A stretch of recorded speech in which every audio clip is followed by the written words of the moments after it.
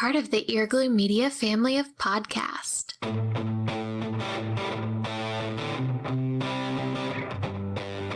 You're listening to the Cantina Cast,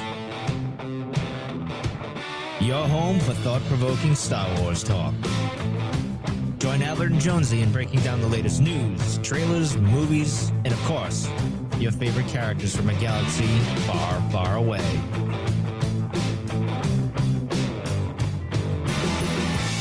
Hello, everybody, and welcome to the Cantina Cast. My name is Albert Padilla, and this is episode 322, Shattered. We are looking back at the penultimate episode of not only season 7 of the Clone Wars, but of the actual series finale. It's our series itself. So we're doing this live. This is the first time that I've done it. I know the guys used to do this a long time ago. So hopefully everything goes all right. We've got all the gremlins worked out. We did that about 30 seconds before coming on air.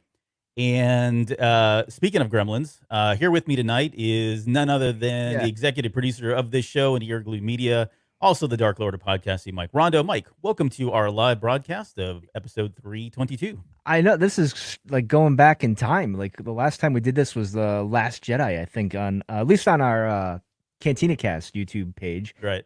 So yeah, this is gonna be a wild trip. We're trying something new. It seems like this is what this kind of episode warrants a live stream, a live recording of this. So what the heck? Why not try it? We're gonna, we got nothing that better to do, right? So we might as well just. And nobody else has anything to do these days because no one's going to watch us anyway. So yeah, probably not. I don't blame them anyway. So welcome to the show. Before we get started, I just want to say our official sponsor tonight of the Cantina Cast is Dunkin' Donuts Coffee. So thank you so much for the free donut coffee there. Hey, also, yes. what do you got on there? What are you wearing? Let's see your shirt here because I saw. You've got you're sporting.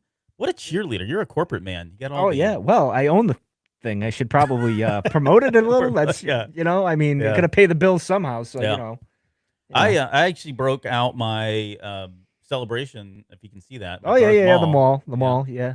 I hadn't really worn this much, but when I bought the shirt. Yeah. When I bought the shirt almost a year ago to this day, it was over a year ago. Yes, it was.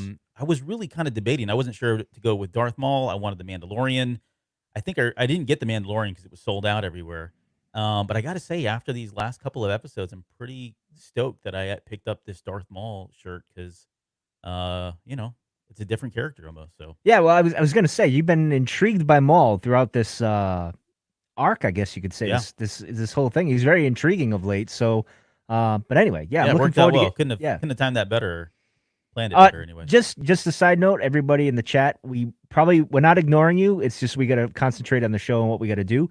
I will highlight your comments as we go.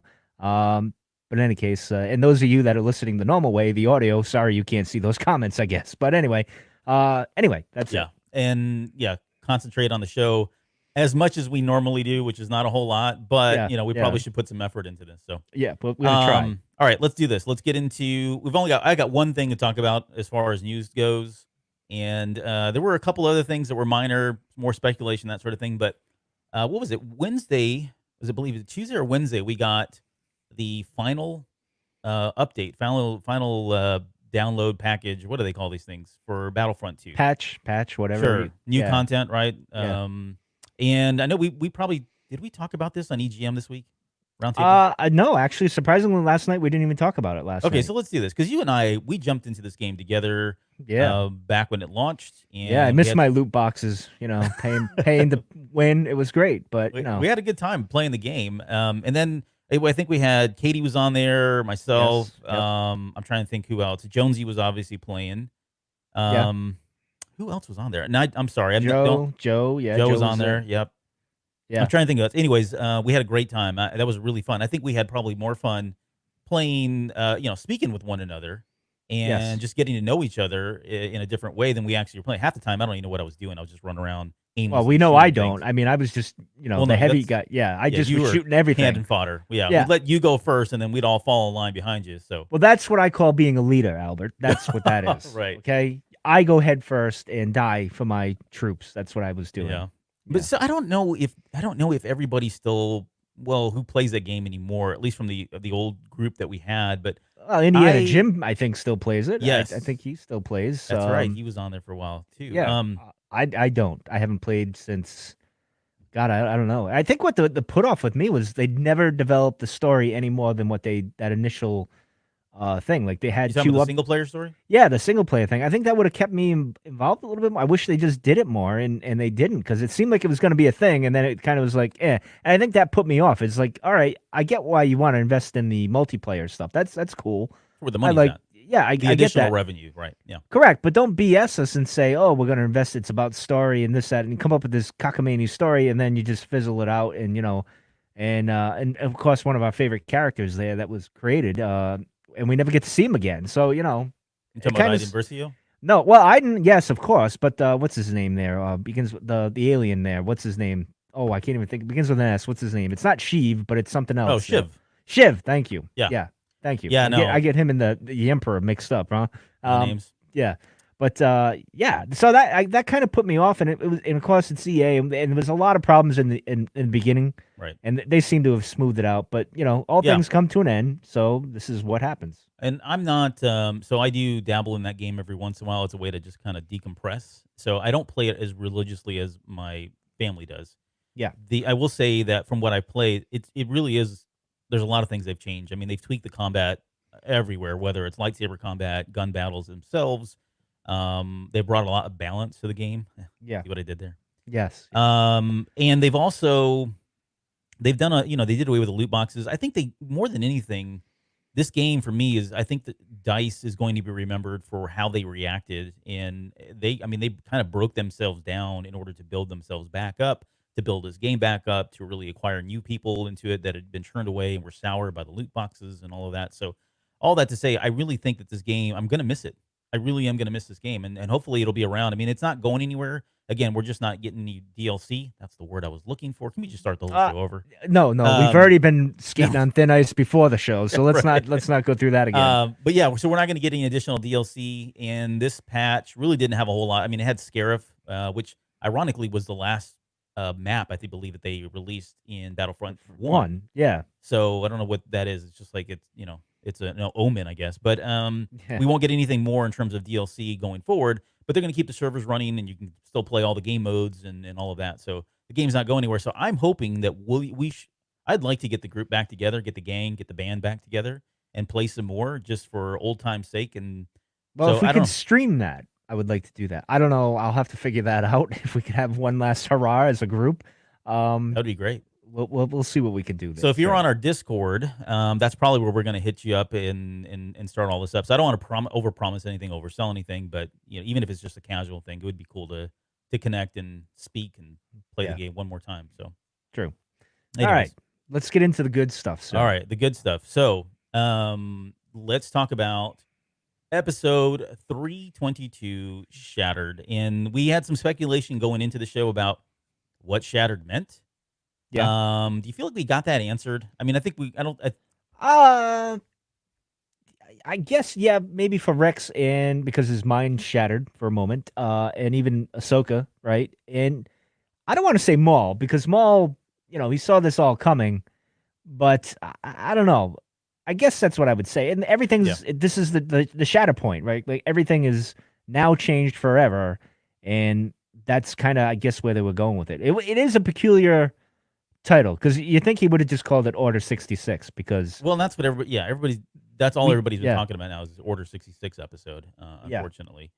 True. But yeah, I would say, I think we were kind of, I mean, it wasn't a big surprise, but I think the perspective of this being shattering, right? The galaxy is shattered, not physically, but everything that we knew is completely different from this day forward, right? The minute Order 66 happened, everything changed. Our worlds were shattered. Our visions were shattered. Our ideals were shattered. I mean, everything just changed. And I think that's really what it was. And so it happened, at an individual level with maybe somebody like Rex or Ahsoka, or even, we haven't seen this yet, but even like the Mandalores themselves, right? Everything changed from that moment. And so I thought it's an appropriate title, but to your point, maybe they should have just called this Order 66, because that would have been probably just straight to the point. Yeah, because it was. I mean, we'd waited all this time since the beginning of the movie, the Clone Wars movie, and we knew as the seasons were going on, we're like, all right, well, how does this end? Because we can't keep going. We know that this is a finite thing, because at some point we're going to have to end this, and how is it going to tie into Order 66? Is it going to be just before, like they did in the original Clone Wars cartoon, or is it going to be during? And we got that answer now. Yeah.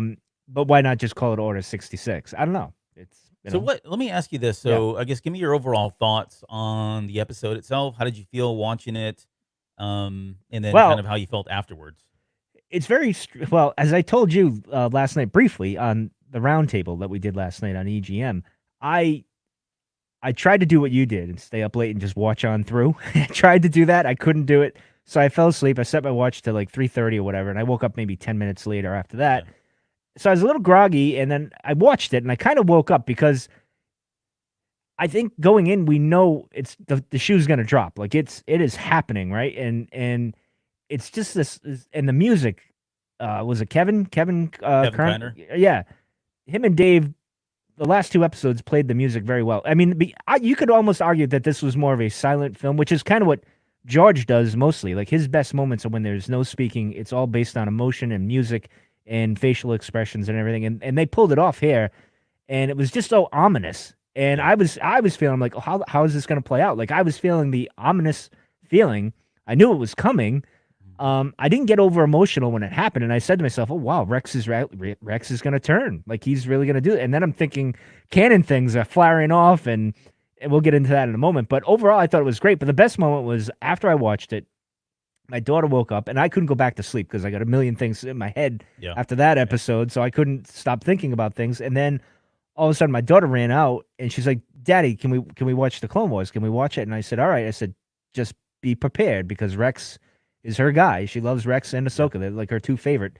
And she basically, her Star Wars introduction is basically the Clone Wars. So she was a little nervous, but she adjusted because she goes, "Well, I know they make it out okay in the end, Daddy. I've seen Rebels and everything." So she wasn't too nervous. She was just shocked that Rex went with it. Like he had no choice. Like that was his thing. But she loved it too. And, she also said, "Make sure you tell Albert and everybody that I love this episode," because she thinks she's the Clone Wars expert for the Cantina. Well, she is. So, she knows more than us. So yes, that's thank true. you. I'm glad that Morgan enjoyed it. Yes. So she enjoyed it, and I was happy about that. So yeah, what are your thoughts though? I know you posted something in Discord soon after that, and then you kind of like fell asleep or something like that. But then you was struggling early on, which is funny because I thought I was going to be the one, because I kind of agree with you. This was kind of, out of what we've seen the past two episodes, this was kind of the weaker one.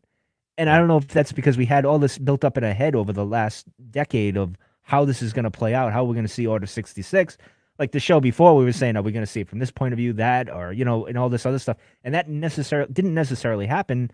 I thought it was pretty good that it focused on the two main characters of the show. But anyway, give me your thoughts, sir. Yeah, no, I would say, so I did. I mentioned this to Mike. I was struggling with the show, or the episode anyways. But the way I kind of reconciled it in my head is the best analogy I have is if somebody said, "Hey, what are your top 3 Star Wars movies? Or what are your top 10 Star Wars movies?" There are, probably 4 or 5 of them that are right at the top, and they're separated by petty things. Yeah. And I feel like for me, when I watched this episode, I didn't feel like I did watching the first 2 episodes. So there's 2 things here. This is the first thing about it. So I didn't feel like the first 2 episodes, but when I look at it, it is not. In fact, my first reaction was, it's an amazing episode, and I stand by that today. It is an amazing episode, beginning to end. It felt very different. It didn't leave me feeling the same way I felt during the first 2 episodes, and I think that's what I was struggling with, probably more than anything. But the other thing that I thought about with this episode is I think what's doing it injustice, and where I think it's even more powerful, right, is if you were to watch the first, second, and third back to back to back, and we weren't being broken up by a week in order to watch it. Thankfully, we only got 3 days here before the fourth episode comes out. But I think that's kind of where it felt like we were on this adrenaline rush. Episode 1, episode 2, the first episode, the second episode. We get to the third one, and things calm down, and it gets way more intense, way more emotional. I was still coming off the adrenaline, or expecting the adrenaline from the first 2. I think, again, if you watch all of these together as a movie, probably as it was designed, I think it's going to be a different experience, honestly. And I can't wait to do that. I haven't had a chance to do it, but I wanted to see somebody edit this thing down, or maybe they release it on Disney Plus as a final kind of one full episode. Yeah, the Filoni cut. The Filoni exactly. cut. Give me the Filoni cut. Where's that's what I'm calling it, the Filoni cut. Because I think you're right. Because And I even said, and I didn't get a chance to do it today because I was going to do it prepping for the show. I was going to watch all three because that's typically what I do. I was watch one and then boom, boom, boom. I'll kind of watch it as it goes. Like I did that with The Mandalorian. I'd watch them and then kind of pick up where I did. But I couldn't do that because I had to do yard work today because it was a nice day and it's been raining all the time. So I wasn't able to do that. But I think you're right. In my mind, I'm thinking like, because the way it picks up, it's like they need to be watched back to back to back to back. Like you need to do that. And I think the Filoni cut, like I would like a DVD actually. And this is, or some kind of digital, like you said, where it's just all one thing and it just plays right through.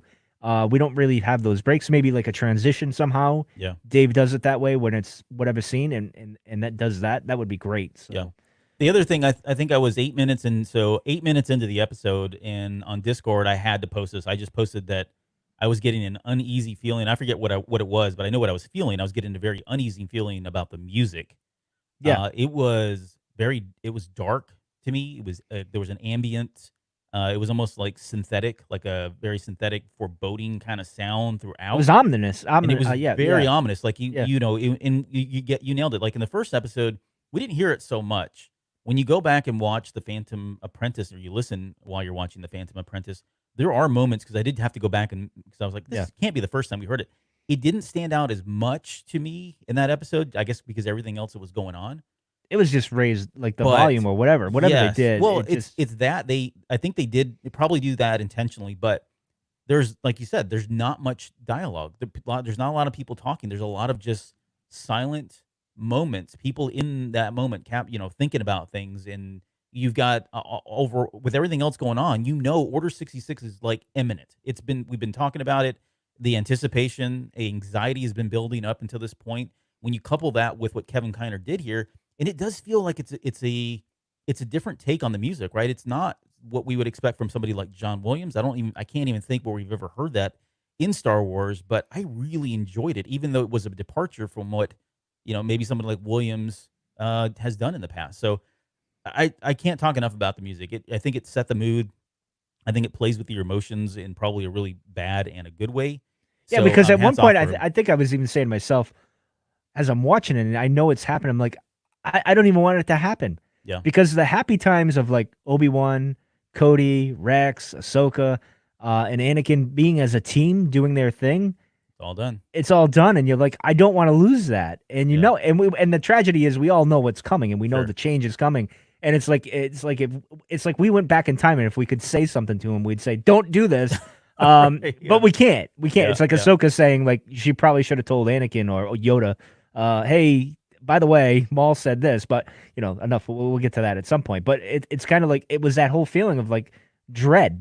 They nailed the dread and what's to come, I guess. And he did it even worse because Ahsoka, and Rex having their salute and everything. And I did see a photo, and I posted in Discord, of Ashley when we were at the celebration last year at the panel. They did the salute to each other. D. Bradley Baker, yeah, and they did it. They were showing us, hey, there's a little thing and it was good. So that was awesome. Great. So, but that was a great scene. And then we get the next great scene, which was my buddy, Palpatine, Sidious. Oh, yeah. And I was surprised that he said Lord Sidious.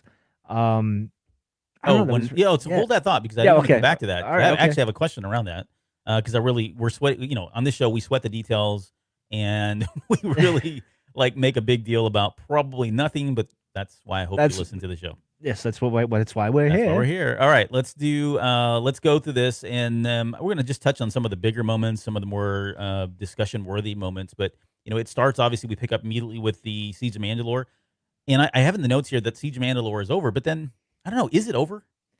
I mean, do you feel like we're going to get anything more? Because I don't want to speculate too much, because I know we're going to hear a little bit later, but do you feel like we're done? Like, where this is it? We saw what the Siege of Mandalore was, and now it's just pretty much all the kind of the aftermath and repercussions of that. No, because I get the feeling, all right, so they're Maul, you got Maul, and you got Rex, and you got Ahsoka, and even the droids, throw them in there, right? They're going to want to get the heck out of Dodge, too. Sure.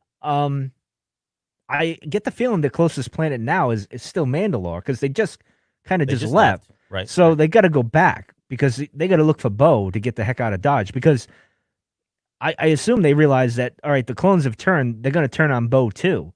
So they got to go back, which will probably make that bond between Bo and Ahsoka even more of a thing.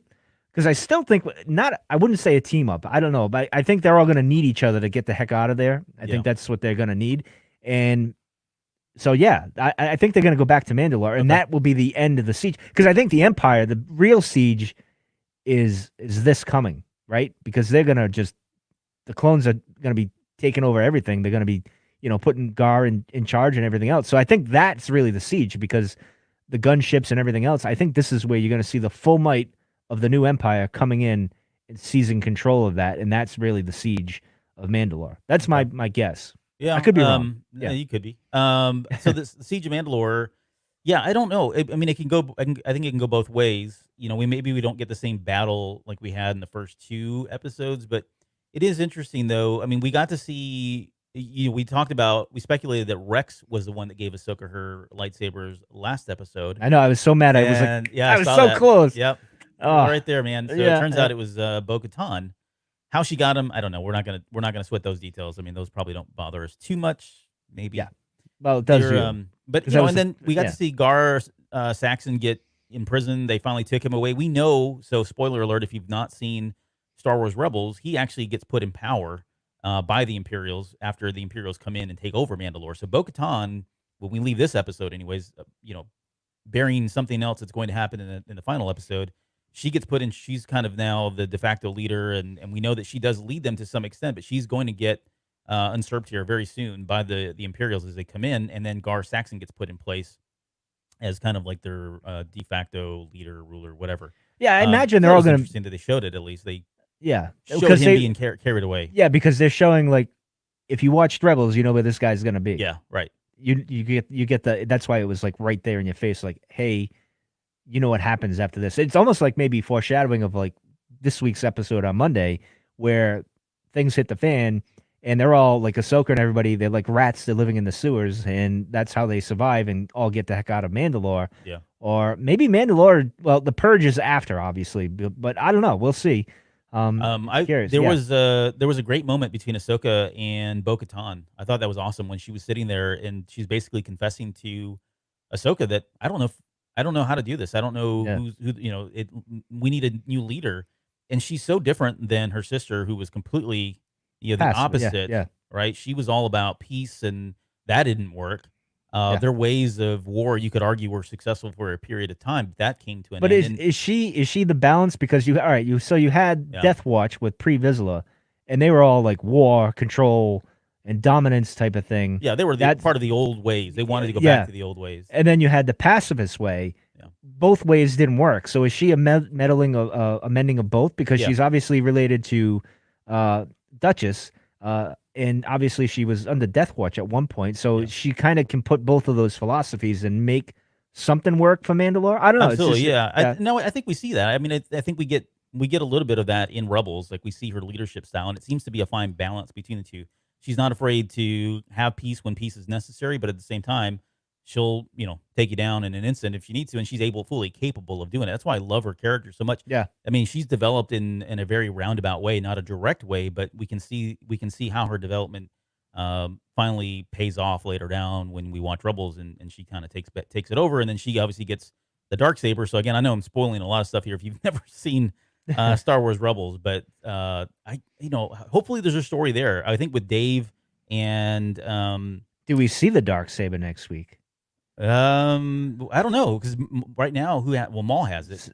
Does Maul have it or does Sidious have it? Because he got taken, so Sidious has to have it. Did they ever show him with it though? No, because he doesn't need it. He doesn't. He's not for lightsabers or whatever. But he's got to have to have it. Have to have it. Because then you get that call in Rogue One where they say Darksaber, the code name. So maybe they have it, and then Gar. I don't know. Gar maybe says, "Oh, I'll take this off the shelf when the Empire is falling apart." I don't know. It's very interesting. So I wouldn't put it past them if they did. Yeah, I think it would detract honestly a little bit, but that's just me.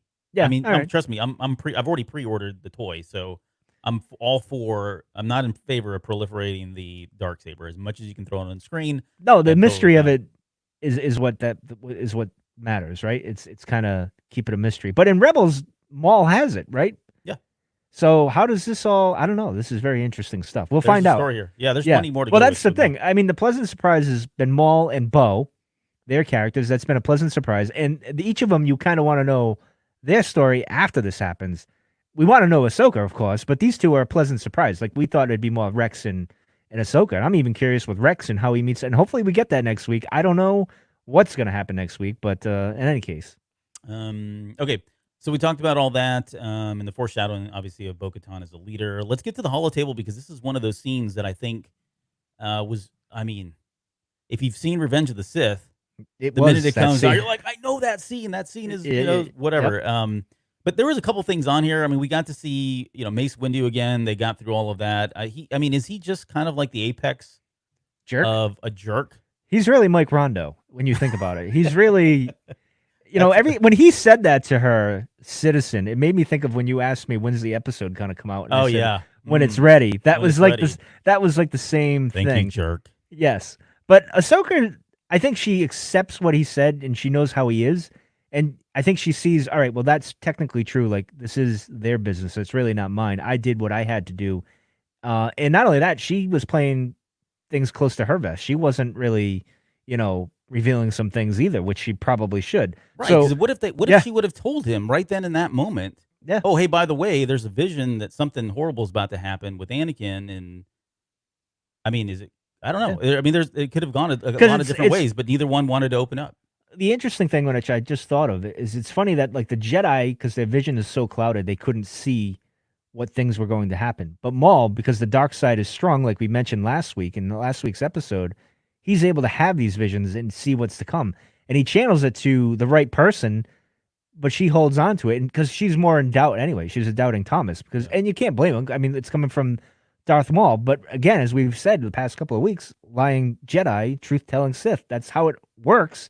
And then they get the truth and it's revealed to them, and then they got to deal with all that. And then it shakes their foundation of what they believed before. All good storytelling stuff, but it's just an interesting point. But yeah. So the I guess for last episode we were talking about what Ahsoka was wanting to tell Anakin.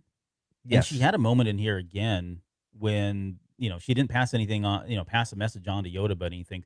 So I don't know. I guess the question was whether or not when he, there's a moment there where she has an opportunity to kind of pass along a message to Anakin, and she doesn't.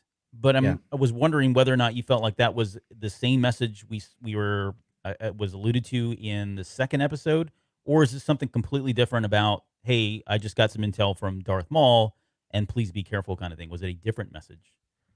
I still think it's a different message. I'm still confused on that. I don't know. I've still got a lot to think about with that. Like, again, I think I need to see, like you did, 1, 2, and 3 together, and 4, like the whole thing completed, compress, decompress, and look at it that way. I still don't. That's still a bit of a mystery to me. I don't think it's so much that. I don't know. Yeah, it's a good question. Well, what do you think? I kind of read it as it was a different message at that point. I think based on I think Maul scared the crap out of her, and I think he may have put some doubt in her mind that maybe it was possible for her to, or for him for something horrible to go wrong. I mean, maybe you'd call it she could sense it. We know they've got a connection, and maybe she was able to feel. Well, if you go by the Ahsoka novel, in some of the episodes too, I guess, but by the Ahsoka novel, they did have a Force connection, and it did, extend throughout the galaxy, whether it was dark whether it was strong or light, I don't know.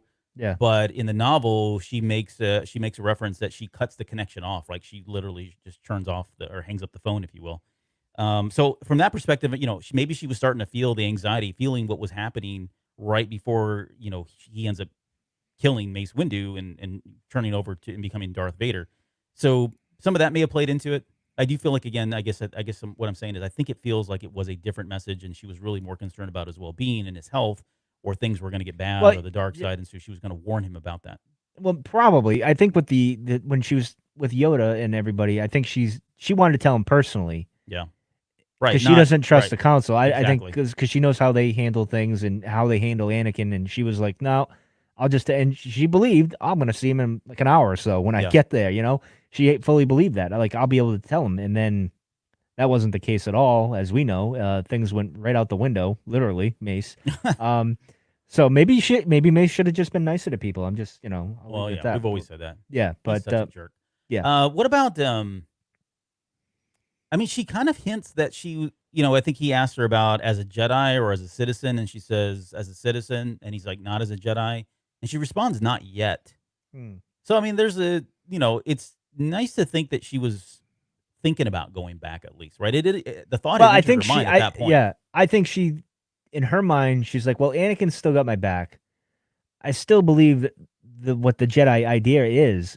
We've just lost our way, and maybe I need to come back to fulfill that and start letting that be part of the order.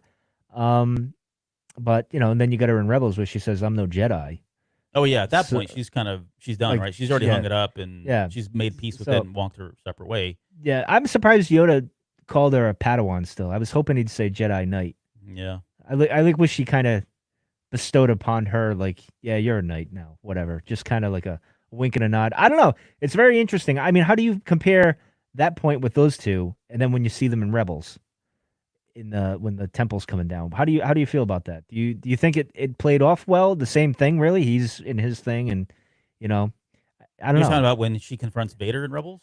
Well, no, with Yoda. Remember when they're coming in Oh, the right, temple? when they're Yeah, and, talking. and she sees him, like he manifests, and He seems a lot more respectful. yeah. So I don't know. Maybe, I mean, we don't know what happened after that. I don't know if Ahsoka was ever trained in how to speak with the dead. Yeah. Maybe she was. If she was, then who knows who she's had conversations with. Maybe Yeah. something happened on Mortis that allowed her to do that. I mean, who knows? But Yeah. if it does feel like the relationship's a little bit different there than what it was, what we just saw, which would be the last moment they would probably see each other at this point. I don't know that they'll see each other again. No, I don't Yeah. think so. So No. Yeah. all right. So yeah. Anyways, so yeah, Ahsoka was actually maybe she was considering. We don't know. We'll have to see how that. Well, no, we know how that's going to turn out. But it was interesting when they left the table because in the Revenge of the Sith, that scene just kind of closes, Yeah. right, and we don't get to see them actually leave. And the order in which the Ayla Secura, Kia Di Mundi, and Mace leave from that hologram is the reverse order in which they die, or in the order in which they die, right? So I don't know if that was intentional or not, but I caught it. I was like, oh, yep, that was first. That one, yeah, and then Mace, yep, that's right. They're all going to die here very soon. Hmm. And it's right after this scene that the music really kicks up. This is like the 8-9 minute mark of the episode, and we start getting into what we were talking about here at the very beginning. Mm-hmm. And right on cue with that, we get the Hannibal Lecter, Yeah. Darth Yeah. Maul in the ancient Mandalorian Jedi. catacomb, Yeah. Prison thing. thing. What did you think about that? I thought it was interesting. And it was funny that he had the mouth guard on and he couldn't, and he could breathe like Vader. It sounded like Vader. It was like an homage to Hannibal Lecter, Darth Vader, Han Solo, and Carbonite. Like all those things were thrown in one thing. Yeah. And it was pretty interesting. I didn't have a problem with it. I thought it was kind of, I thought it was a great way to introduce something in the past with the Jedi and the Mandalorian and their history and how they, would fight each other. And she says, well, it's the last one. Thank God we had it because we kind of needed it for something. And this goes back. Yeah. I mean, if you go to Legends, based on what we know, this probably goes back. I mean, tens of thousands of years before, during the Mandalorian Jedi Wars that were going on, and that's all. Again, now it's Legends. They talk about it. I think in Rebels, when we get the backstory on the Darksaber, we get to see some of that.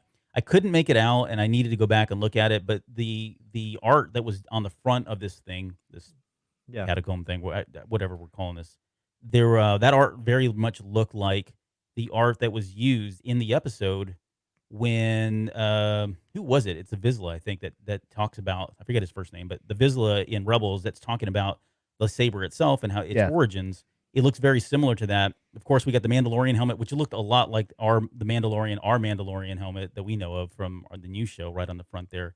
Yeah. But they called it an era, a device from a bygone era. And she mentions there's one like really intriguing thing that just stuck with me. It was that they were outlawed. And I don't know if that's by Satine. Well, and I was to say that the simple explanation is they were outlawed because I guess they hurt in some way. And later on, when Maul comes out of it, he kind of falls to his knees. Like, didn't feel good. It wasn't comfortable. He was having a hard time breathing in there. There was something going on that was exhausting him in some way that he just kind of collapsed after coming out of it. So yeah, it doesn't seem like it was just we're going to lock you up and nothing else is happening. There's probably things in there that are poking at you or Oh yeah, it's like an Iron injecting you with Maiden. stuff. It's an It's Iron like Maiden, you're right. yeah, really, it kind of looked like that. But So, anyways, yeah, but there was a moment too, right there, right before the last thing that happened. Maul closes his eyes, and it cuts over to Ahsoka, who kind of turns her head, almost like yeah, because they have was a he trying to connection. talk to her? Were they trying to connect? Did they have a connection there? What were your thoughts there? I thought they established a connection. I felt like there's, and which maybe goes into that Rebels uh moment where it says Lady Tano, because now they're linked in this whatever it is. Like they had that moment, so I think they were getting that connection, and I think because Ahsoka was opening herself up to other possibilities that are going to happen, Yeah, and I think that played a part in it. So yeah, I definitely felt like they were going to. Obviously, I feel like that moment. Well, we'll get to that in a moment. Like where Anakin turns and everything was channeled through through Maul to her because of their connection. right. I don't think it was so much because of Anakin. I think it was the reverse. I think it was Maul and his connection to Sidious, and it brought it all to her. Like it kind of was like a phone line, I guess. I guess you could say. So Yeah. that's how I kind of took that. But Well, yeah. and we didn't get a direct team up like we've been talking about. It I was more felt of an insulted when Ahsoka said, "I'm not teaming up with you." I'm like, "Oh, Dave, yeah. Dave, you listened to the show and you didn't Listen want to to the do show. it." Yeah, Yeah, made that yeah, edit like 2 days ago. yeah. But yeah, so we didn't get that team up yet. I'm still hoping that we do because I think that would be fun. But I think what's going to happen. I think if we do get a team up of them, it's because Ahsoka finally gives in because she's trying. I think at this point she's going to genuinely trust Maul because everything he said was going to happen has happened. Right?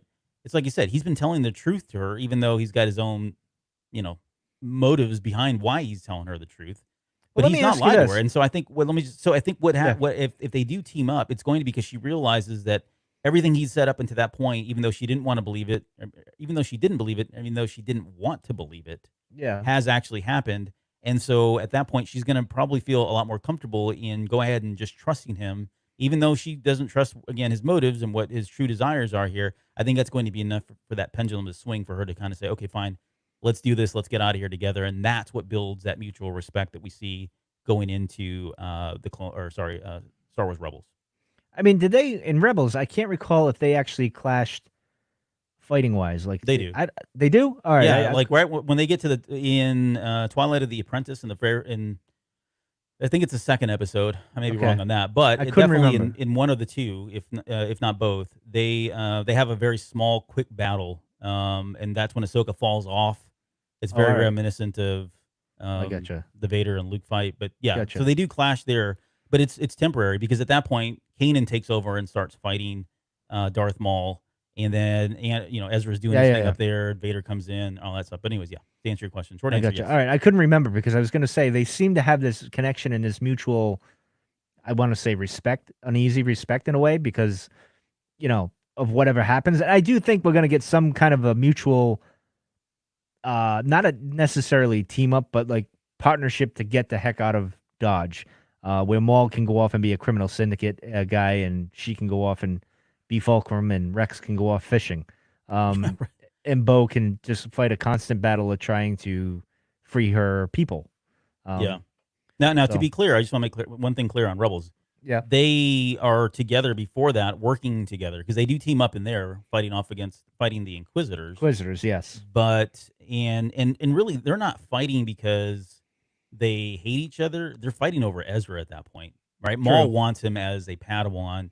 She's like, heck no, you're not doing this. I'm gonna defend him, that kind of thing. So that's why they fight. It wasn't like, oh, there was leftover baggage here from what happened in the Clone Wars. It wasn't anything like that at all. So Yeah. Okay, let's get to a really pivotal, probably my favorite moment in all of. I'm not going to say all three of these episodes, but it's pretty close for me. Okay. But this is Ahsoka on the bridge. Mhm. They walk in and we get this great moment with Ahsoka and Rex, and they're basically confessing that they're probably, to some extent, they're one and the same person, even though one was born and bred almost as a robot, and the other is this godly figure as a Jedi Knight. They are still one and the same because they've both been brought up to do one thing only, which was to fight. I mean, Ahsoka, she did have a life before becoming a Padawan, right? But if you think about it, we've seen her grow up in the Clone Wars, and all she's ever known is war, which is not what a Jedi should do. And on the other side, so War as a soldier. On the other side, you've got Rex saying, he's it's bittersweet for him. He's on one hand, he doesn't like the fact that there's wars, and he knows that people don't like that there are wars. But without him, he wouldn't be alive. He wouldn't have the brotherhood. There wouldn't be the humanity that exists in the clones themselves. So it is kind of a bittersweet. But I thought it was a great moment for them to really just kind of connect, and we finally get the the salute, and they kind of acknowledge each other as friends. They're very very good deep friends, and I think that moment was what helped a little bit later when he churns for him to kind of at least break free from that momentarily in order to kind of help him and help her. But what are your thoughts, I guess, overall on the bridge before we get into some of the specifics here? Well, again, it was ominous and it was set up really well and heartbreaking because you know what's about to happen. And then, when she says, "Oh, it's probably more good news," and you're like, "Oh, no, no, no, no, Yep. but no." And that's when you want to yell, "Just leave!" But it is what it is. You can't do much of anything. But they're both. I think that conversation was more of a play on what Maul was telling her. Like it was in her head. Because he said we're both pawns, just different, sides of it. Really, we're just a pawn in this big theatrical play here. Someone's pulling the strings. We're just doing what they want in the end. And that's more of the same here. They're really the same thing. And I thought it was good. It was an interesting moment with the lights going on in the background and, the clone that saluted her or whatever. I believe he saluted her and everything. And then, everything's about to go down and Rex leaves. And then you get the big moment. And then Ahsoka kind of falling to her knees, like having that moment of, now see, my curious thing is, I feel like she knows Anakin has turned and he's now whatever. And I feel like she always blocked out when you even get to Rebels, and she's always blocked out that Anakin was Darth Vader because she didn't want to believe it. And then the truth is revealed, and she kind of just faces him one more time and says, "I'll be there for you," whatever. And he kind of is like, "No, then you'll die." That type of thing. So I'm not going to leave you this time. Yeah, and he's like, "Yeah, well, I'm just gonna kill you at this point because you're part of my old life and whatever." But I don't know what I took it that way, but I don't know. It was a great moment. It was like the last moment of good times with the Clone Wars, right? It was like the last moment we had where everybody that we liked is on the same side, and now it's exactly. Yeah, it was a very emotional moment, and I will say that Order 66 obviously happens right at that time, and we didn't headcanons sucks, but that's not how I would have done it, or that's not how I thought it would happen. But I'm pretty happy with how it happened. I like the fact that it was really isolated. I thought we were going to have a lot of people involved and get to see a lot of things with Order 66, but I do appreciate the fact that he kept it close quarters, right? He kept it very personal between Ahsoka and Rex first before because we already know everything else is happening. And I get it. That's fine. Yeah.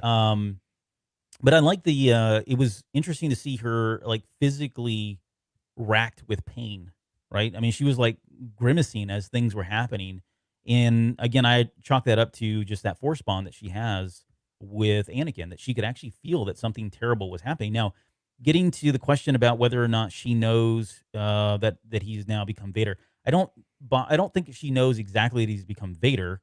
I know she's got some I think at this point, given what we heard and given what she heard, I think she's got some very specific details about what could possibly have happened.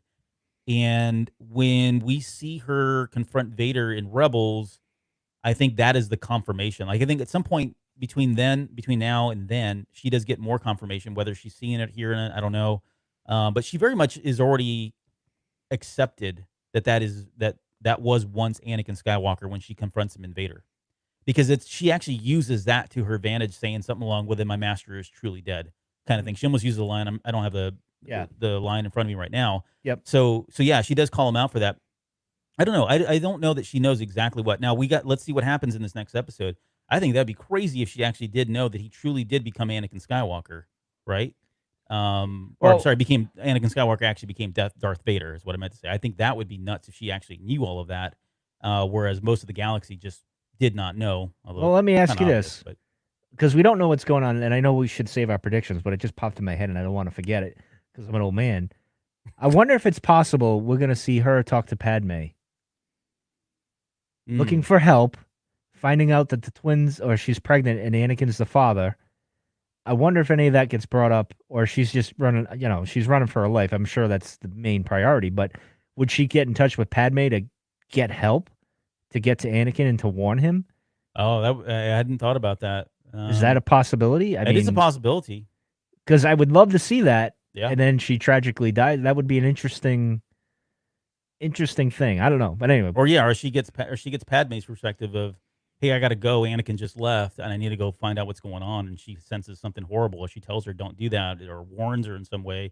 We're making stuff up here, folks. So Yeah, well, I'm just saying before, because you see her get on the ship, and Obi-Wan sneaks on. Do we see a moment before she gets on the ship where she talked to? But no, that kind of conflicts with saying Obi-Wan said you turn to the dark side, blah blah blah. That whole thing. I don't think we'll get that then, because that would kind of conflict. I think. yeah. But anyway. The I guess the other final note I have on the initial scene there, or that moment when Order 66 happens. I mean, we get to hear the dialogue right out of Revenge of the Sith, and it is the real actors and the real music that was playing, which I thought was super powerful. I really enjoyed it. It's not the first time that Star Wars animation post Disney has done that. We had a lot of it in Rebels. We see it here. Anytime there's Force Visions, we've gotten it. But I just really like that they do that. As much as I love, Matt Latner and everybody else that's doing the voices for these characters, I just like the fact that they go back to the true source of that stuff, and because That was appropriate for this. It was appropriate for this. I mean, why would you change it for? You did the scene basically in animation at this point. Just use those voices to match up. And they didn't do that though when they were around the holotable.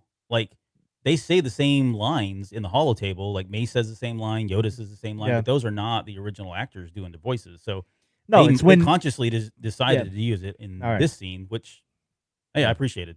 Yeah. All right.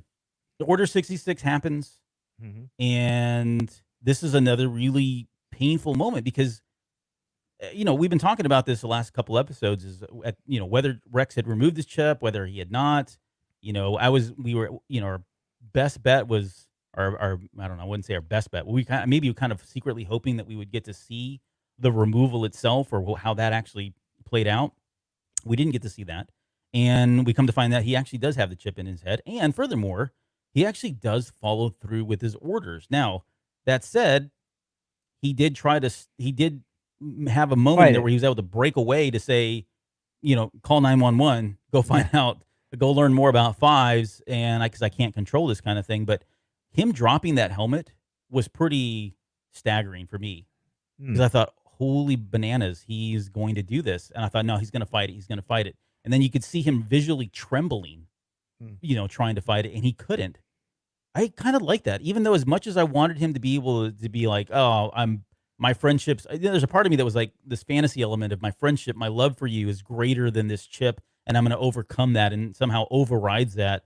As much as gimmicky, as silly as that sounds. But that just shows how tragic the life of the clones are. Sure. Because they had no choice. And this actually answered a question I always had with Cody, where he seemed very irritable after the Kenobi thing.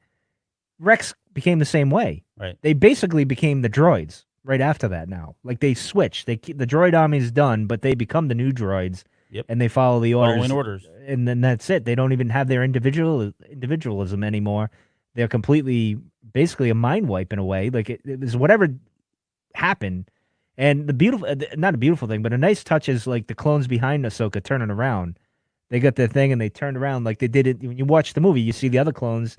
They're like, okay, and they do their thing, and they go about their business. So, it was an interesting moment. I'm kind of glad that it happened, because now I have a bit of more information when it comes to Cody and how he was like fine one minute and then he was just irritable, right, and cranky the next, and just maybe he was even kind of fighting that after it happened, and that's why he's what even have more. I done? No, I can't. Yeah, because that's got to play once that's the order's fulfilled or whatever. I mean, it would be cool to see Darth Vader interact with Cody and then kind of kill Cody because he didn't kill Kenobi, or something. Like, I'd like to see the fallout of that. But yeah, I think it plays into what we said in the very first episode of this last arc, where Kenobi comes in as a hero, with lightsaber up, destroys that missile right in front of Commander Cody, and you think, okay, wow, he just saved this. He saved his life. He saved the 212th life. How could he easily do this? Well, that didn't mean anything. I mean, if Rex is able to turn on Ahsoka when they just had this moment, it says a lot about how powerful that chip was, right? Yeah. And there was throughout that, as quickly as this scene was, there were moments in there, and I don't know if this was done intentionally, where he would do one thing and you go, no, he's not going to do it. He's going to fight it. And then something else happened. No, he's going to fight it. I know he's going to fight it. And then he has a Yeah. line, no, I'll do it. Yeah. When he said that, I was like, oh, he's going to do one of these things where he turns Jerks, around and shoots the the clone clone troopers. Yeah, No, yeah. that doesn't happen. He actually goes through with shooting her. Yeah. So I thought that all kind of just built up on the tension of that scene and ultimately what was going to happen. So he did. Okay, so here's the thing, and I this The has come up. controversy. It's not controversial. I mean, I again, one of the first things I said at like 2:30 in the morning, my time, right when the episode was over, what stuck out to me was the line from Star Wars Rebels where he says that he, Wolf, and Gregor, never betrayed the Jedi, and that they took the chip out of their head. I think Wolf did. I think he killed him. Gregor was off on the desert island there or whatever. But Rex says, "I didn't betray my Jedi." Yeah. In that, and like, dude, you're kind of lying here. I mean, well, it's again, so it's gonna be the certain point of view, right? Which we go to that well. Oh yeah, every way time. too darn much. But it is, this is another one where you're like, okay, he did not technically betray her because he tried to fight it. He tried to fight it, and then that last minute he threw out the go find 555 or go find Five's information, and then went through it. So from that perspective, yeah, okay. From that point of view, he didn't technically betray her. But I don't understand how you reconcile. And again, this is really not a big deal, honestly, in the grand scheme of storytelling here. But you're listening to the show, so I'm going to say it. Him saying we removed our chip technically isn't true. When that line was said in Rebels, I thought, oh, he took a knife and just dug it out, yeah, right, or whatever that looked like. Yeah, he went Rambo. Yeah, and then the way it played out here was obviously he didn't do that. He had nothing to do with it. He was actually unconscious, and it was Ahsoka who pulled the chip out of his head. So I don't know. Maybe I think someone said it in our Discord, and I apologize. I forget now who it was, but someone said, well, maybe that's just the memory of it. Even though over time the memories change, and whatever that whole thing is, it's a real thing, right? Where over time the memory starts to alter and eventually becomes something that really wasn't. But well, as I said to you, I mean, he technically didn't, in a sense that he fought the chip off. But then the chip was too powerful and it took over. And he didn't consciously betray his Jedi. Right. In a sense. So, and technically Ahsoka's not a Jedi. So, True. I mean, there's that. Oh, well, yeah. Now technically, you're playing word games now. That's not even point of view. That's just word games. Technically, Anakin's his Jedi. I'm just, I'll leave it at that. But, all right. Well, let's, this next scene in the music, and this visually, I mean, hats off to that group. When Ahsoka's up there, and we finally got that scene from Star Wars, from Celebration, where Rex is on the ground, Ahsoka's on whatever it was. We didn't know what that was. I don't think I know. It's the hollow. Yeah, it's the holotip. Yeah, yeah. Holotable. That's where Sidious was. So yeah, so she jumps up there and makes her last stand before she finally escapes. I thought that was great visually, like just how she was deflecting all those bolts and the lighting and the music and just everything that happened in that scene was just awesome. So, I mean, hats off to the group there. And then obviously we get a lot of the music from Revenge of the Sith in that moment too, which I thought was a big standout for me. So we get to, the plan is now to go release Maul. Yeah. And Ahsoka does this, and we talked a little bit about this, but he's kind of finally putting 2 to 2 together as well, right? Even though he said early on in these episodes that he wasn't always privy. He was actually never privy to his master's plans. But he had over time been putting the pieces together and kind of knew this was kind of coming. And this was kind of confirmation from him that, all this has happened. And he was shocked to see Ahsoka. Like, how are you still alive? You should have been dead, right? And because I guess he knew at that point that it happened. But there's we didn't get the team up. That was, and not yet. But this is a very Anakin move that she pulls. Oh, it is very Anakin move. Yeah. So it's very snippy of her too. If I could say that, is finally get snips in here. But well, I give her a lot of credit for like kind of putting what she learned the best from Anakin and Obi-Wan into this, like this whole whatever she was doing.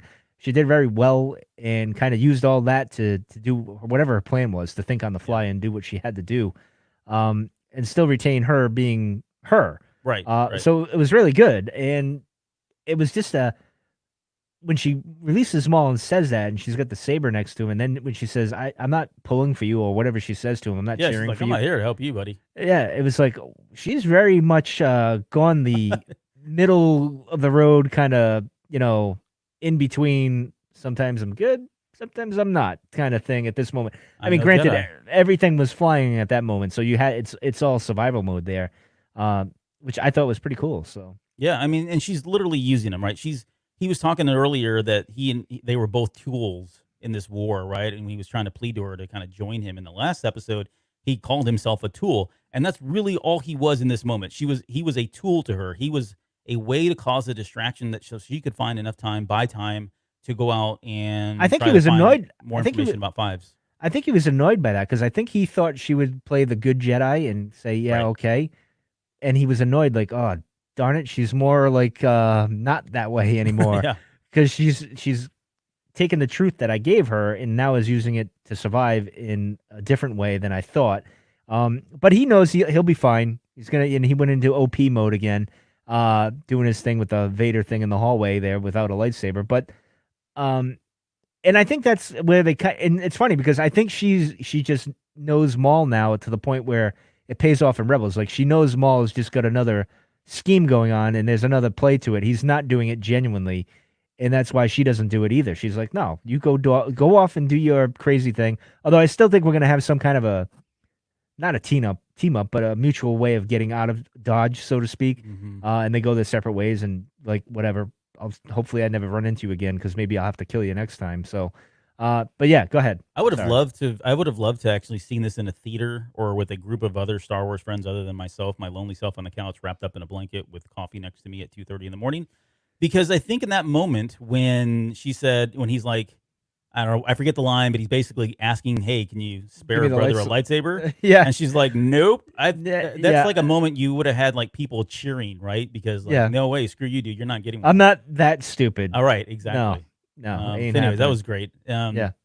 So anyways, he ends up. Well, it's leaving funny as a because distraction. I think he was surprised when she even says, "I'm not in it to take out Sidious. We're past that now. Yeah. I just want to get the hell out of Dodge and figure out what's going on and get to Anakin in some way." That was it. She didn't care about taking out the power. That's another day, another fight, another day or whatever. Right. But anyway, There's I want to touch on one quick thing because I think this may play into the next episode, and it's a very quick line that happens in the episode. But the clone troopers run up to Rex and tell him, "Hey, Maul's escaped." He immediately he tells them, "Go ahead and destroy all the escape pods." So Yeah. it kind of sets up a scenario where even if they do get together, and we're going to talk about this here in just a little bit, but assuming they followed through with that, there's no way for anybody to escape from the ship at this point because all the escape pods have been destroyed or they've been launched, jettisoned, whatever it is. So they're locked in. I mean, this is like, a camp. It's like a death cell, basically, a battle cage or of some sort, right? Um, so it feels like they are trapped. And we know they're going to Coruscant, and we've speculated on the last couple episodes about whether or not they're going to come back to Mandalore. I know we just talked about it a little bit earlier, but if they don't, I don't see them going to Coruscant, I guess. And if the book holds true, which is a whole mess now, by the way. Yep. Oh, I mean, I don't know how to maybe if we have time we can talk about it, but I need to Well, reconcile the we might Ahsoka have to do. novel. We should probably do an episode on it. Okay. We'll Like table it. that. Yeah, we should table that because I'm gonna listen to the audiobook and I want to put notes down. I think we should because we're probably gonna have to a few episodes of the fallout of all this and figure out things. So we should probably do that and then watch Rebels and then kind of piece it together and figure it out. But anyway. Yeah. All right. Well, I won't get on a soapbox about the novel, but because it really is causing me grief. So they're heading out of Mandalore. They're going to Coruscant. If we go by the novel, she buries the lightsabers. Again, spoilers. Sorry. She buries the lightsabers. At least buries the hilts of the lightsabers in front of what is supposed to be Rex's grave on Mandalore. So they've got to get back to Mandalore in some way. So I don't think they're going to Coruscant. Maybe they do. I don't know. I could go either way. I mean, I think it would be a really huge diversion from the book if they don't, and somehow have to retcon that or whatever. But Yeah. Either way, wherever they go, they are in a spaceship now with a ton of other clones. With no way to escape. So I'm curious as to how the heck they're going to get out of this. There's gunships. There's still gunships on there. Yeah, true. There's got to be a Jedi. They got to get into a planet or of orbit Yeah. of some sort, and then Yeah. hop in one of those and get out. But all right, let's Okay. let's jump ahead to the droids. 'Cause- This is and we were talking last night, and Joe, he didn't say it, but I know this is what he was referring to. So if he's listening or watching, just let me know if this is what you're referring to with the droids, because it was kind of like all the stuff that's happening, and then all of a sudden, whoop, like a sharp left turn, and we're like, oh, we're gonna do a droids episode here, right in the middle of the thing. How funny of you, Dave. Thanks. It was okay, and I get it. You need some kind of humor, especially there was like some levity there. Yeah, you that's what need it. brought. You kind of needed that, because with my daughter watching it, it kind of was a nice, after everything that happened, you needed that little break. Remember, this is really for kids. Although we've always argued on the show that this show never knew if it was going to be for adults, kids, or somewhere in between, and trying to find that balance. So Yeah, I think they've done all of it, right? Yeah. So I was okay with it. It wasn't that bad. It wasn't that annoying. It was a plot device. It helped them out where they needed to go. So it worked out. It was a big hit here at the house when that scene came up, just because they saw R7, which I don't remember R7 being in a whole lot of episodes. And Yeah. I mean, it's been a while since I've actually done a sit through of all 6-7 seasons now of the Clone Wars. But R7 was, if you don't know, that was Ahsoka's droid, and it was cool that at least he was there, or she was there. I guess I don't know if it's what gender it ultimately is, but the fact that it was there with Ahsoka when this was all happening was kind of cool.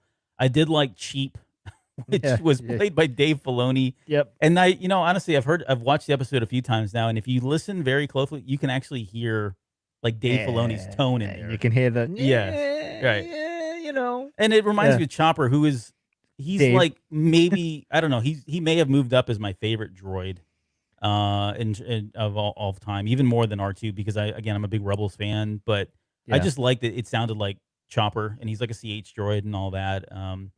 And then Gigi was in there as well. So anyways, that moment, I think we needed it. I did like it was cool that we got to, I had to explain what was happening when R7 threw up the hologram images. Oh, yeah. Yep. Yeah, because, I was getting questions of like, what is that? Who's that? What's that? And for anybody that was questioning what that was, they threw up Tup, who was the one that had the bad chip. And he murdered the Jedi there. Murdered Tiplar. Yeah. Tiplar was the lady you saw in those holograms. The Medusa head there or whatever. I mean, they gave you that arc in 3 scenes, right? In three images. They gave you the entire arc right then and there. But unless you know about it, unless you've seen it, you probably scratch your hand like, what is all this about? So, we get to let's fast forward to the medical bay.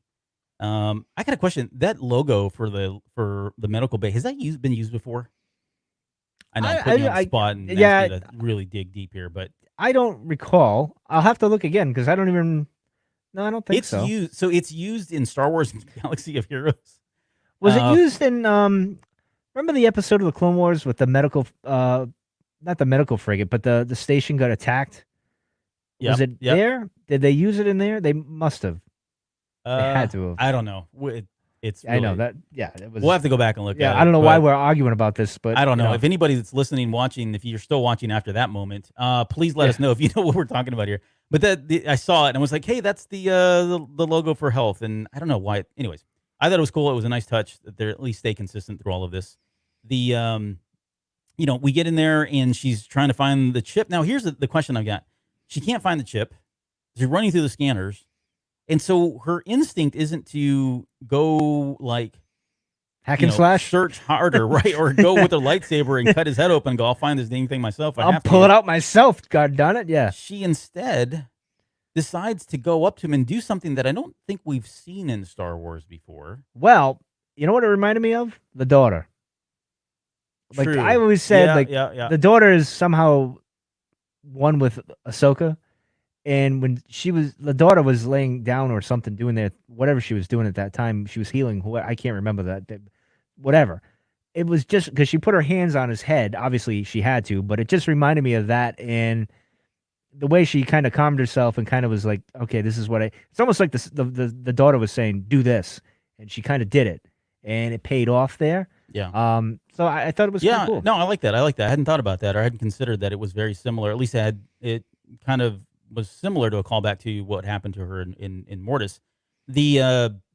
But I guess it was interesting. Like I said, she wasn't she wasn't technically trying to find it or going through technical means to find this chip that she knew existed, or at least she thought existed.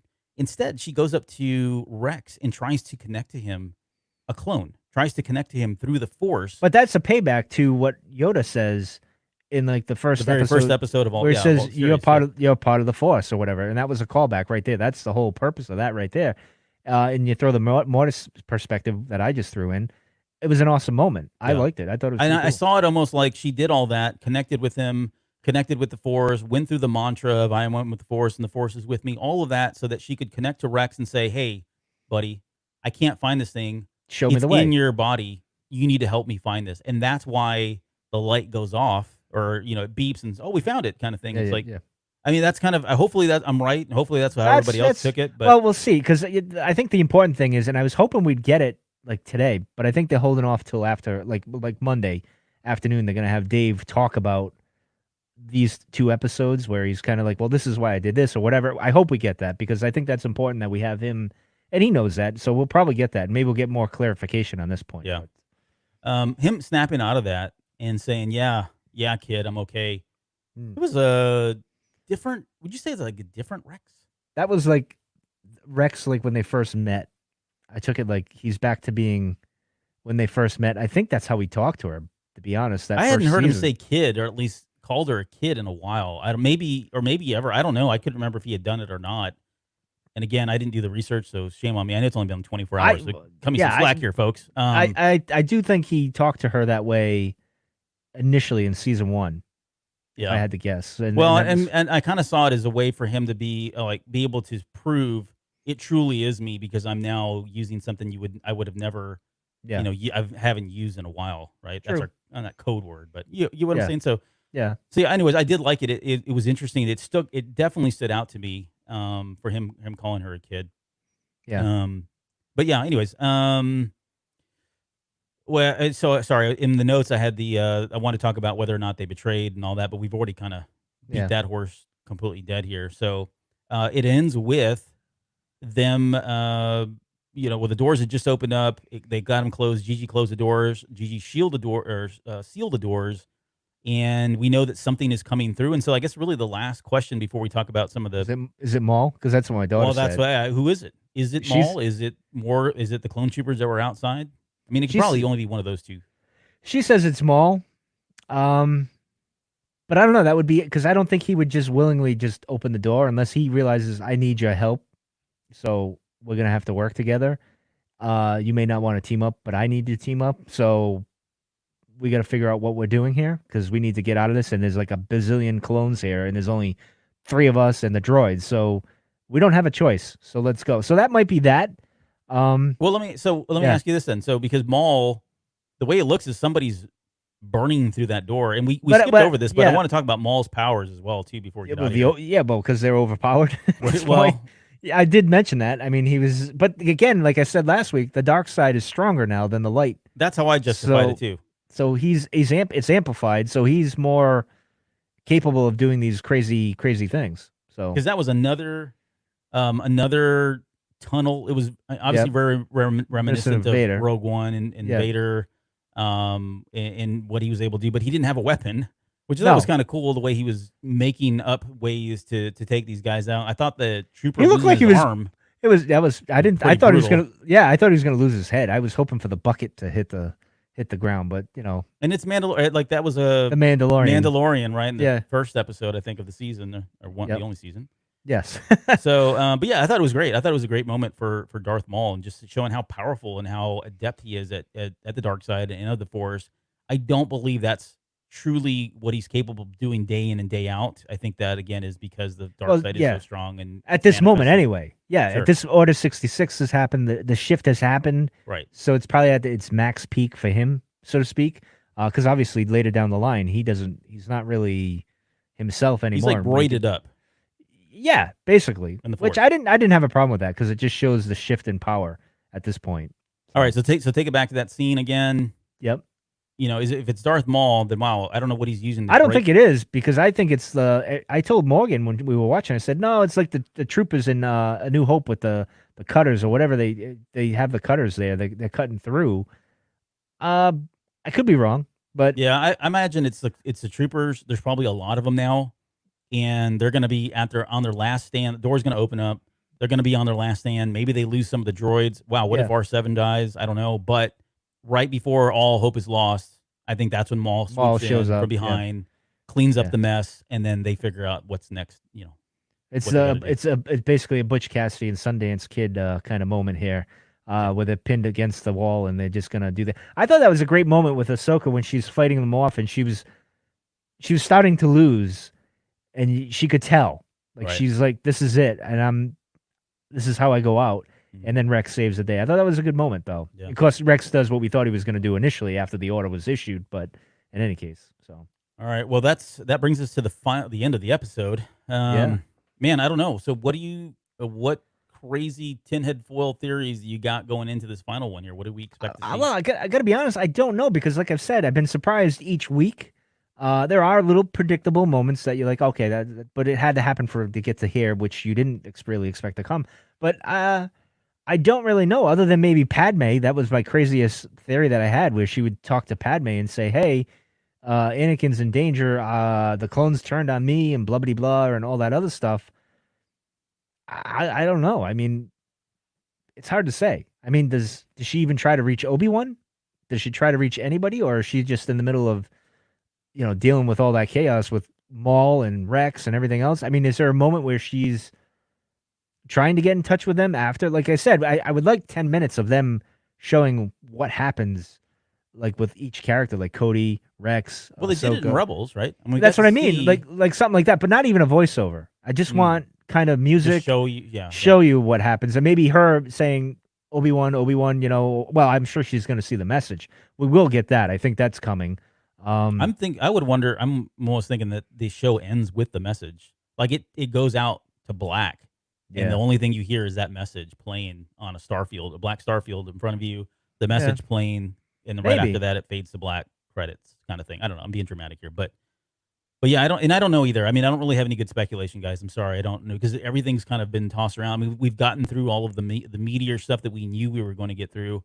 I would still like to see the lightsabers being buried, to go back to the Ahsoka novel. So for those of you who don't know, and if you're cool with spoilers, eventually she takes her lightsaber, she buries them, and they put on this inscription, kind of on a. They never really truly explain what it is, but something is sitting in front of the grave of supposedly Rex.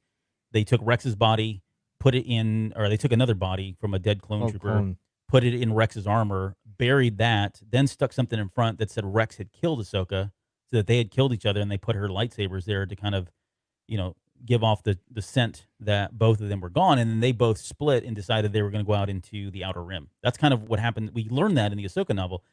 I don't know how they get to that point. I mean, some of that they can still certainly do. Yeah. But I would like to see them do that. Like, I think that'd be great to at least call back to that, because a lot of, and I'm not going to do it, I promise, Mike, I'm not going to do it, but a lot of what we know from the Ahsoka novel, and it's not that much, but from what we know, hasn't happened. And if the moments that were very similar that did happen didn't play out like they did in the novel. So it's just a weird thing, especially since that's supposed to be canon. But anyways, that's one thing. I agree. I'm holding on for Kanan. Please. I don't think you're getting that. I don't think we're going to get it either. But again, here's I mean, crossing my fingers. You may, because Dave might, like I said, if you have that moment of where he's showing what happens, you might have that moment before he starts showing like Rex and Ahsoka and all that. They might show him at some point just escaping. But I don't think so, because he doesn't really fit in this situation. You know what I mean? It's like there's no reason to go visit him unless they're showing like the galaxy as a whole, like they did with Rebels. But I would like them to just focus on the main characters, like even Cody. Like I would love to see how the aftermath of that is. Right. And it would be cool if, in my mind, all right, this is my crazy prediction, that we see Vader in this last one talking to Cody about Obi-Wan, and I think he probably kills Cody. That's just my wild prediction. I don't think it'll happen, because you got to imagine they'd want to pull Vader in the Clone Wars thing just to show him, right? That'd be cool if they did. And that's a perfect moment to do it, because obviously Cody failed in his mission, and maybe we get the line like, "Well, you failed me." He doesn't say for the last time. He just says, "You failed me," and that's where we kind of do that thing. I don't know. What if in here I'm being silly here, but what if it ends with Jason sitting on Ahsoka's lap and she says, "And that is the story of the Clone Wars." Like this is all her telling him about no. All right. That is awful, Albert. That is absolutely All right, awful. thank you. Well, on that note, I guess we'll end the main show here. I'm gonna hit the button, so we are ending the show. So are we ended? We didn't get to feedback or anything? We're not doing that stuff. No, I don't think. I think everyone's left, Albert. To be honest, they all said, "Forget it." I'll listen Albert, to it later. Yeah, we'll listen to it later. But in any case, yeah, I don't have many big predictions other than those two, and that's even grasping at straws. I don't know. Yeah. I mean, we're probably gonna go back to Mandalore to wrap it up. Like that's the victory part, and then the other part is whatever what's the name of the episode? Victory and what? What is it called again? Victory and Death, I think. Oh man, I forgot to. Yeah, I think so. I think so because like that's probably what will be like they go back and they kind of have a victory of getting the hell out of Dodge, or you could say it's the Empire having the victory on Mandalore and that was the end of it, and they all got out of Dodge and they all had to die, so to speak. Yeah. That's how I kind of interpret. I don't know. We'll find out in a few days when we come back at 3 a.m. and discuss all this stuff, or 4 a.m. There's going to be at 4. I don't know when we're going to be able to. Yeah, so we're going to we'll end on this note, I guess. So we're going to come back and do the next episode, the final episode of the series. We're going to try to do this live. If both of us are able to manage to stay awake and our bladders are in check, I'm going to have loads of coffee. So I'm going to be doing that, and hopefully I can stay up. That's the big thing. Yeah. So we're going to do this. We're going to try to do a show immediately after. I don't think we're going to do it live because nobody wants to see either one of us at 3 a.m. But we're definitely going to try to record something just so we can get so when you wake up, hopefully we'll have. Oh, I don't know. I'm probably overselling this because I don't know if you're going to edit this thing immediately or not. But we'll have an episode very soon talking about this, and then I want to do one to kind of wrap up. I don't know, maybe season 7 or maybe the whole series in general, which I think is probably too overwhelming and daunting. But I think we could do this before we leave here. Is we could do one where we're talking about this whole thing, this season 7, kind of our final impressions and that, and then I think over the summer maybe we can kind of start maybe putting together like a final opinion on it. Not a final opinion, but like our overall, retrospective opinion. Yeah, that type of stuff. So I think we can do that. That's I like that idea. That's how decisions get made in the show, guys. Right? There you go. Like right, that, right here. Executive decision right here. It's just like when we go streaming. It's 2 seconds before we go live that we figure everything out. So do we have time for anything else? Or are we done here? We're done, sir. Okay, then I'm going to do this. Let me just let you guys know that if you guys want to follow us, we'll have all of our links to social media and everything in the show notes. So please check us out. Please follow us and support us. Like the show on podcasts and all that jazz. We do appreciate all of you that showed up online to be a part of the show as well. I did see the comments and the questions. I thought that was great. So thank you guys for interacting with us there. Any final thoughts before we head out of here?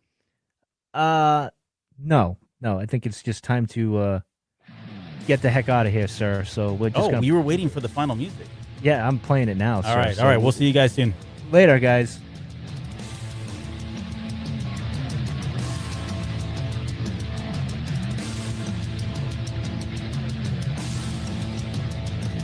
You're still listening? Wow. That's amazing. Well, I'm here to give you the disclaimer. Normally we do a big, long, drawn-out disclaimer thing saying what's what and who's what and all that other stuff, but I think you guys kind of know that Lucasfilm and Disney have no affiliation with us at all, and we have none with them. We talk about Star Wars, which is their property and all that other good, fun stuff, but I think you can tell which is our stuff and which is their stuff. If you can't, well, then send a lawyer to send an email to me, and I'll be glad to chat with them. Other than that, you know what's what, so that's your disclaimer.